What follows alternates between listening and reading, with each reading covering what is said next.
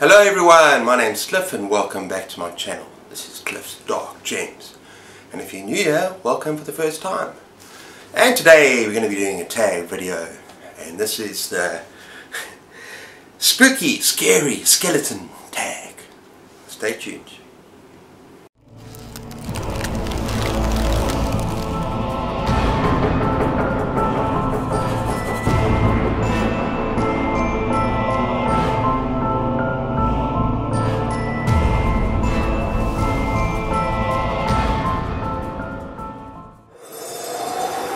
Okay, this tag was created by Nicole over at Nicole's Bookish Nook, and I was tagged by Pat.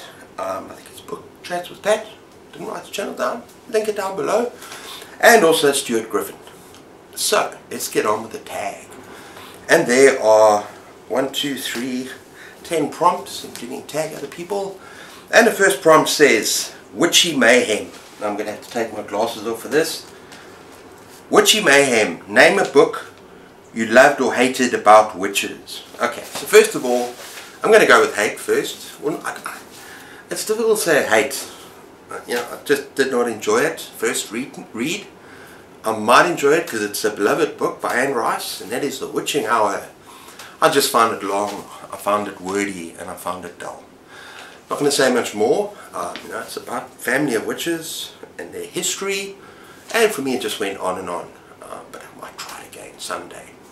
Okay, so that's that. And then we got one I loved, was Maggie's Grave, which I read kind of recently. And this is just an awesome example of folk horror, witchy folk horror. It's fast paced and it's thrilling and it's gory, but yeah, kind of keeps you on the edge of your seat. It's a really exciting read. So that's prompt number 1. Okay, prompt number 2 is The Pumpkin King. A fiction book about a spooky main character. Okay, I'm going to go with the YA book first of all. So I'm going to go light and then I'm going to go a bit heavier. And yeah, this guy's definitely spooky, but very spook light. It's a book I read at the beginning of last year that I actually, it's YA, it's the first part of a long series, and I really enjoyed it.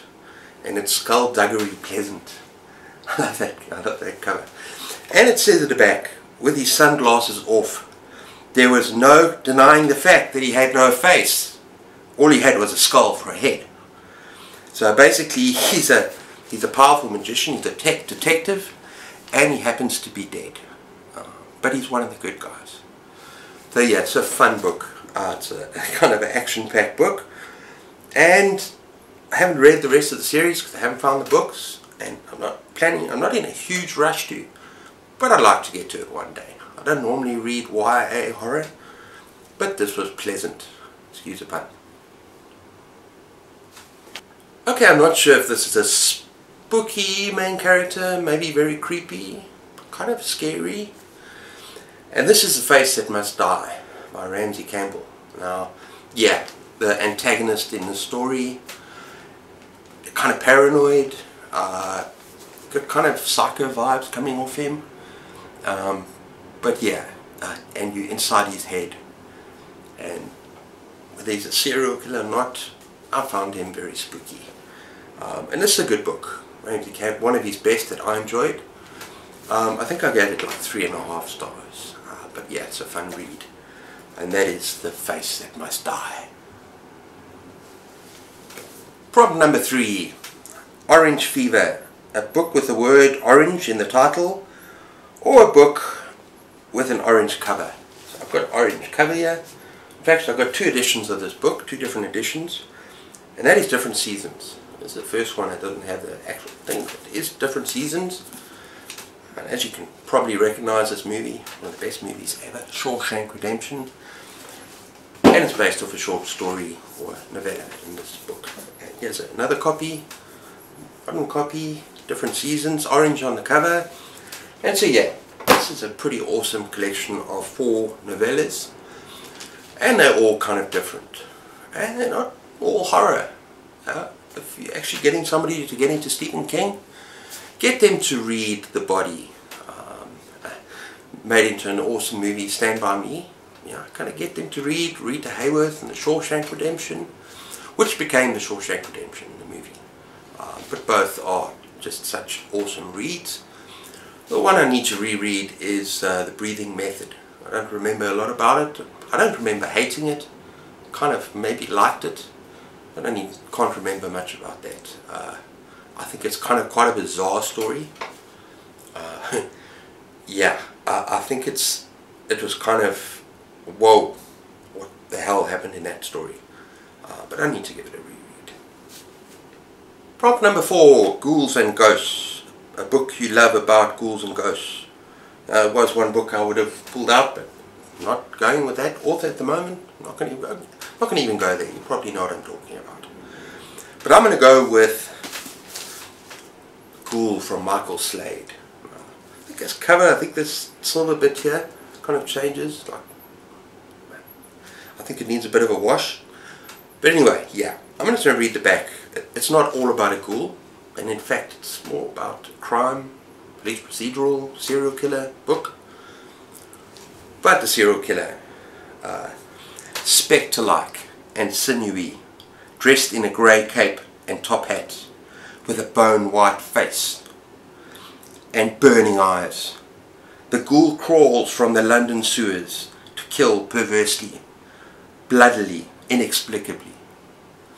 Yeah, I love this book, and in particular, it's kind of complex. It goes to different parts, kind of the globe, focuses on different things, but when it focuses on this serial killer, the ghoul, it's very creepy, very dark, and I remember the climax of the story is just like, what the is happening in these sewers? So that is cool.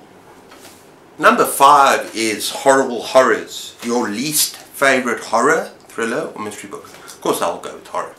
Now, I pulled this out quite recently, so I'm not going to go with Alligator by Shelley Katz. What I'm going to go with instead is The Lair of the White Worm by Bram Stoker. Now, after the brilliance and awesomeness of Dracula, you would think he could write a book that kind of matches that, or is at least close to that. And he's written a lot of works. I think this was his final book, and it's a freaking mess. And it's also incredibly misogynist and racist. But more importantly, it's nonsensical and it's a mess, and a lot of the time I did not know what the hell was going on, what the characters were doing, and what the hell was happening. I somehow managed to finish it. There were moments where I was going, yeah, this could get better. No, not really. So yeah, that's The Lair of the White Worm. Okay, this is more like it. Number 6, Gothic Wonders. A favourite Gothic themed book you read in the past 5 years? There's only one. It was one of my favourite books from last year. We Have Always Lived in the Castle by Shirley Jackson. 5 stars. Gave a full review, which I'll link at the end of this video. And yeah, I was not crazy about The Haunting of Hill House, but this book was just special. It's creepy, it's eerie, it's haunting. It's got the most unforgettable characters and setting, Gothic setting, and I absolutely loved every moment of it. And I was thoroughly mesmerized by the storytelling and the writing, just gorgeous. Yeah, I'm not going to go on and on about it. I did a full review, but yeah, everything about this novel is special. It's a novella, it's kind of short, easy read. I highly recommend We Have Always Lived in the Castle. And you gotta love that friggin' cover. Okay, the next one was a difficult one. Magic and Potions. A fiction or non-fiction book about magic and potions. Now, I mean, the obvious one would be, we're not going to put this image up, but please. Obvious one would be Harry Potter, Philosopher's Stone. But if you're not going to go there, I did enjoy this. I did. But we're going to go something darker. And this is Clive Barker's graphic novel, Age of Desire. And the reason this fits the bill is because this guy takes this kind of aphrodisiac drug, potion. And yeah, I'm going to say it. He turns into like kind of a living, walking penis. And just the aphrodisiac is just absolutely overtakes every cell in his body, and he's busy going around just, yeah. All I can say is it's not for the faint of heart. Yeah, it controls him completely. And yeah, sex and pain, something that Clive Barker deals with very much, but it's a twisted story. It's taken from one of the books of blood, but yeah, this is not for the faint of heart. And if you have a problem with very gross sexual stuff, then kind of give this a miss. But this was very interesting, and that is The Age of Desire. Okay, next up we got Black Cats. A book about cats, or a book with a cat as a side character or the main character. Now, I could have gone with The Last House on Needless Street. I didn't pull that book up, but I'm not going to. But I decided to go for The Black Cat by Edgar Allan Poe. Famous short story, and yeah, one of his most well-known ones, and perhaps one of his most infamous short stories, because there are trigger warnings here, people, for incredible harm towards animals. So if you've got a problem with that, it's best not to read the short story. If you are super sensitive to that, don't read the short story, because the protagonist does things to his cat. I'm not going to go into it, but anyway, it's kind of a study of a descent into madness, sort of mental health, which Poe had issues with all his life. It's very effective, and I wouldn't say it's one of my favorites, but it's 5 stars. If you can handle animal harm, then read The Black Cat. Okay, next up we got number 9, The Spooky Scary Skeletons, a book that sent shivers down your spine. Well, I interpret that as to say a book that scared the crap out of you. So I'm going to go, well, with 2. First one, The Shining by Stephen King. In my opinion, this is his scariest book. I know people disagree. Some of you will say, well, what about Pet Sematary? I'll say that's his darkest book, his bleakest book. But I think in terms of terror and the way it made me feel, I find this his scariest book. It scared the crap out of me. But there's another book called Off Season by Jack Ketchum. Now, this didn't send shivers down my spine as much as it grabbed my throat and shook me senseless until my bones rattled in the cage, and until I was basically bleeding out of my eyes and my mouth, and I was like, what the hell am I reading? Okay, sorry, I'm getting a bit over the top there, but it scared the crap out of me a lot more than The Shining. And the writing, in my opinion, criticised, but Jack Ketchum writes really well, and Off Season was frickin' terrifying, really scary.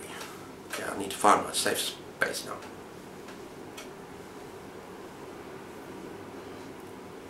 Okay, Brian, number 10 is to tag people. So I'm going to tag Mark the Book Thing, Sophie from In Sophie's Books, Chris from Chris Reviews, and Danny from Danny Dabbles. And for anyone else who wants to do the tag, remember, there's no pressure. This is about having fun.